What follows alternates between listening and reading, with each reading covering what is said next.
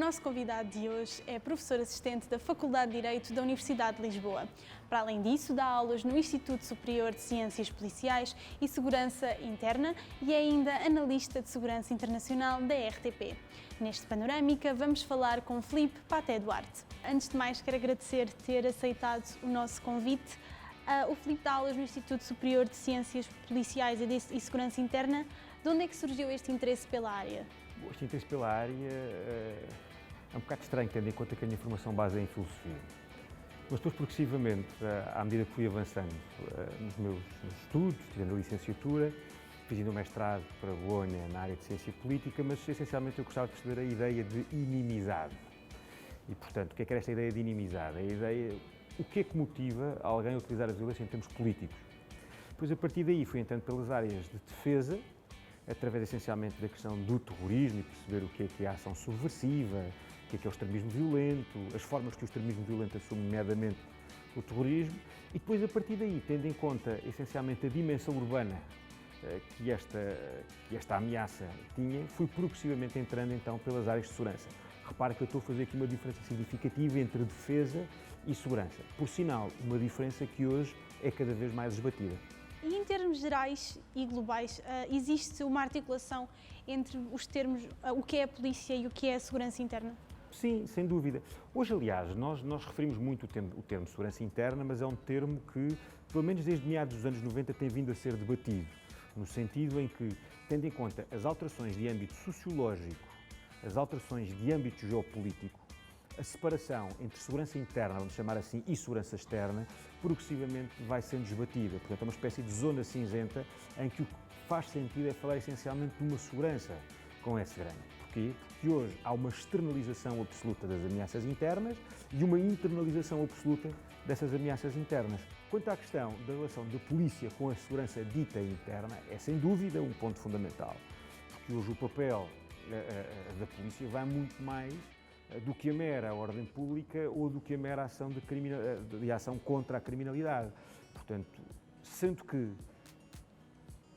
a segurança hoje depende cada vez mais de vários vetores da sociedade, vetores esses que são fundamentais para o processo de confiança e de coesão social, naturalmente que a polícia ultrapassa inclusive essa própria dimensão de segurança interna e há, claro, uma relação absoluta, não é?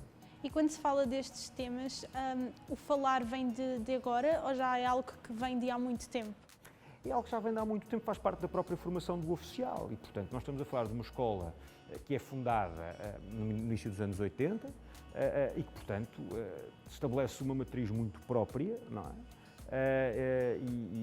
E se nós pensarmos, é a única força e serviço de segurança que tem uma instituição de ensino superior única, própria. Obviamente a GNR também está ligada, enfim, tem uma formação na Academia Militar, uma formação relativamente separada depois das Forças Armadas, mas é a única instituição que tem por si um ensino superior. Qual é a relação que existe entre a sociedade e a polícia? A relação com a polícia é uma relação necessária, característica de uma sociedade aberta e de um Estado de Direito. Agora, a questão que se coloca é, há ou não uma relação de tensão? Será que há uma relação de tensão? Há casos em que há, mas na maior parte das vezes não acontece. Porque nós muitas vezes colocamos, erradamente, na minha opinião, naturalmente, um binómio de oposição entre segurança e liberdade. Ou seja, que há uma tensão permanente. Essa tensão é muito discutível, porque se nós pensarmos, a segurança funda-se na liberdade e a liberdade funda-se na segurança. E, portanto, se nós falarmos, mais uma vez, de uma sociedade aberta, em democracias liberais de matriz ocidental e em Estados de Direito, o fundamento da relação contratual que nós damos ao Estado tem por base uma dimensão de segurança e uma dimensão de liberdade. E, ao mesmo tempo, essa segurança que o Estado me garante tem como objetivo, no meu processo e na minha relação social, eu poder agir em liberdade. Colocá-los em causa e vê-los como uma dimensão antagónica, há qualquer coisa que não está a correr bem na estrutura democrática, não é? E, na sua opinião, durante o período pandémico que nós estamos a viver, como é que isso afetou a segurança interna do país?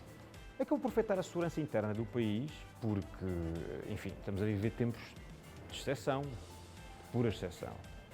E associado a essa ideia de exceção, Nós estamos aqui a experimentar uma espécie de estado de exceção que dura a um tempo mais do que aquele que normalmente nós perspectivamos, não é? E tudo isso obriga a um conjunto de medidas contingentes que, por sua vez, poderão causar ou pôr em causa alguma disrupção social, ou poderão causar alguma disrupção social, isto é, tendo em conta que está a alterar uma espécie de normalidade vigente, criando uma nova normalidade. Logo, como é óbvio, a segurança interna, aqui utilizando aqui a sua expressão, está a ser, como tudo, não é? Está a ser colocada em causa através também da pandemia. E o que é que foi preciso fazer a nível da ordem e da segurança durante este tempo de pandemia, diretamente na rua com as pessoas? Bom, consciencialização, acompanhamento, mas essencialmente consciencialização. Naturalmente um exercício de autoridade, como é óbvio, em caso de desrespeito, possível atuação criminal ou desordem pública. Não é? Agora falando um bocadinho sobre, por exemplo, o ciberespaço e o cyberbullying, que é uma coisa que está a acontecer imenso e que está agora muito mediatizado. Segundo o Centro Nacional de Cibersegurança, o sucesso da segurança do ciberespaço passa pela promoção de uma cultura de segurança e pela confiança nos sistemas de informação. Quais são então os riscos que existem dentro do ciberespaço? Vários riscos. O ciberespaço tem uma característica fundamental que nos está a alterar o paradigma como nós pensamos a segurança. Desde logo que estamos a falar de um espaço desterritorializado, descentralizado, com troca absoluta, em dilatação, não é? Em que ao mesmo tempo é um espaço de disputa de soberania.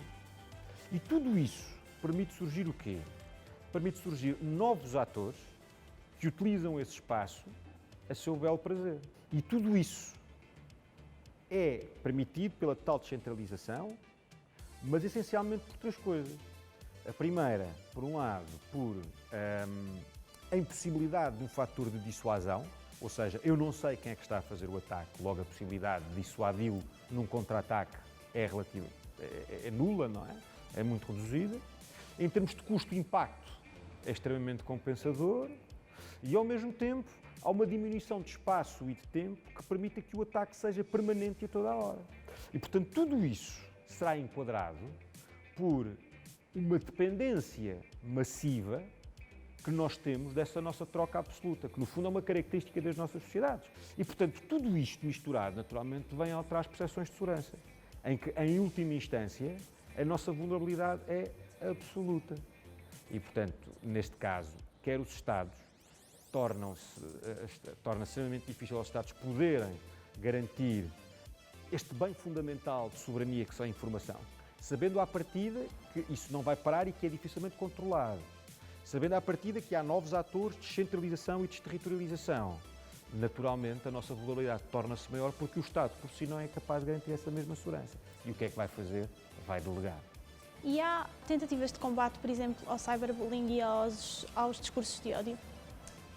Há, e tem que haver. Quer dizer, não obstante nós considerarmos a questão do controle do discurso de ódio como sendo um escrutínio, como sendo um atentado às nossas liberdades, é fundamental a questão do discurso de ódio, porque o discurso de ódio em si tem um impacto significativo offline. Portanto, o discurso de ódio espoleta a violência offline. E, portanto, à semelhança do que acontece por essa União Europeia fora, nomeadamente através, por exemplo, do Europol, tem que haver uma monitorização do discurso de ódio. Porque o discurso de ódio tem consequências significativas em termos offline e tem consequências significativas em termos físicos, não é? Em termos de violência física.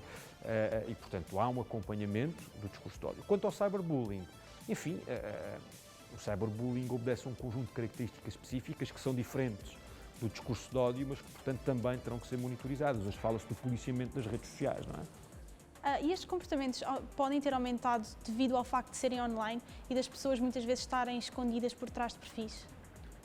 Claramente, portanto, as redes sociais potenciaram um conjunto de atuação que, cá está, impossibilitando a tal dissuasão que eu referi e, ao mesmo tempo, impossibilitando ou possibilitando uma lógica de avatar, não é? Tudo é possível. Muito obrigada pela sua disponibilidade. Todo o gosto. Muito obrigado.